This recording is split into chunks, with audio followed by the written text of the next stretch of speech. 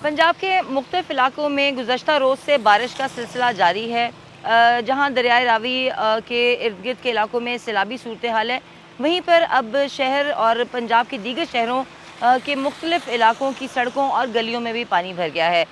इस बारिश का जो इम्पैक्ट आया वो यह है कि मुख्तलिफ इलाकों में बिजली जो है वो बंद है, इंटरनेट सर्विस जो है वो मुतासर हुई है, और साथ ही साथ स्कूलों के हवाले से अगर बात की जाए तो महकमा तालीम ने यह ऐलान किया है कि कल से लाहौर में ख़ास तौर पे और उन इलाकों में जहाँ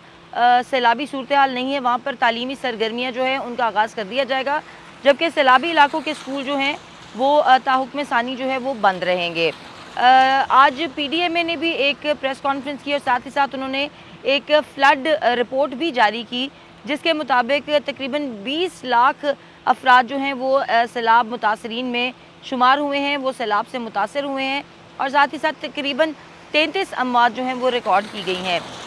साथ ही तकरीबन जो रावी, सतलुज और चनाब है, इसके 2000 से ज़ायद मौज़ा जात जो हैं वो मुतासर हुए हैं। 7,60,000 से ज़्यादा अफराद को जो है वो रेस्क्यू करके महफूज मकामात पर मुंतकिल किया गया है। 350 से ज़ायद जो है रिलीफ कैंप्स लगाए गए हैं। इसी तरह से जानवरों के हवाले से अगर बात की जाए तो जो सैलाब मुतासरीन के माल मवेशी हैं उनको भी रेस्क्यू किया गया है, और उनके लिए भी वेटनरी कैंप्स जो हैं वो लगाए गए हैं। महकमा मौसमियात के मुताबिक बारिशों का ये सिलसिला 2 सितंबर तक जारी रहेगा, लेकिन साथ ही उन्होंने ये भी अलर्ट जारी किया है कि मुल्क के मुख्तलिफ इलाकों में 31 अगस्त से 1 सितंबर तक मूसलाधार बारिशों का इम्कान है।